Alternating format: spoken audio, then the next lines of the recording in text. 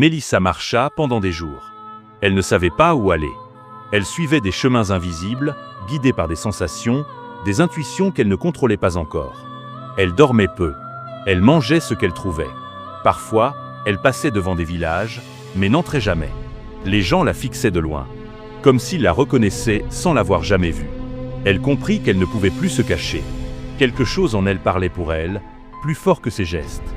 Plus fort que sa voix point dans une case isolée, une vieille femme l'arrêta. Une femme très vieille, au regard intact, qui l'appela par son nom. Mélissa ne l'avait jamais vue. Elle s'assit sans un mot. La femme la regarda et lui dit simplement « Tu portes la marque de la femme du sel noir ». Ce nom, Mélissa ne l'avait jamais entendu. Mais il vibra en elle, comme une vérité oubliée. La femme raconta alors.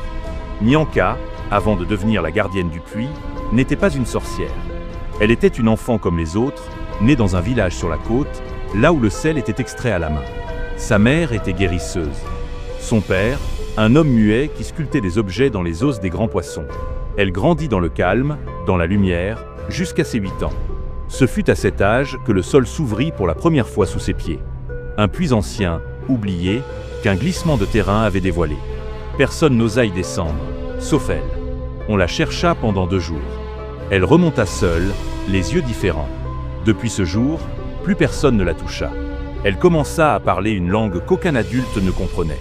Elle voyait les maladies. Elle prédisait les morts. Et quand un homme du village tenta de la frapper, son bras se dessécha en une nuit. À 13 ans, elle fut livrée par sa propre famille à un groupe d'hommes mystiques venus du Nord. On pensait qu'ils l'emmèneraient loin, qu'ils la vendraient peut-être. Mais ce n'était pas le but. Mais leur but était de former un gardien vivant du puits. Ils emmenèrent Nyanka, non pas pour la détruire, mais pour l'enseigner la former. Pour faire d'elle la dernière serrure. Elle fut formée, brisée, reconstruite. On lui montra ce que personne ne devait voir. Les cartes du sol, les noms oubliés, les champs d'emprisonnement. On l'initia. On lui fit boire des substances interdites. Elle oublia ses parents. Elle oublia son propre nom. Quand elle fut prête, on l'envoya au village du Baobab Rouge. Elle était la dernière.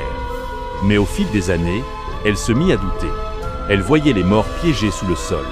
Elle sentait que ce qui était enfermé n'était pas seulement maléfique, c'était vivant, intelligent, et peut-être injustement puni.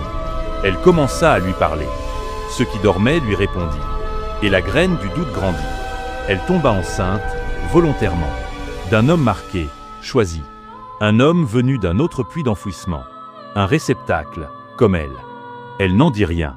Elle savait que l'enfant serait la clé. Que si le puits refusait de s'ouvrir avec elle, il obéirait peut-être à un sang neuf, libre de tout serment.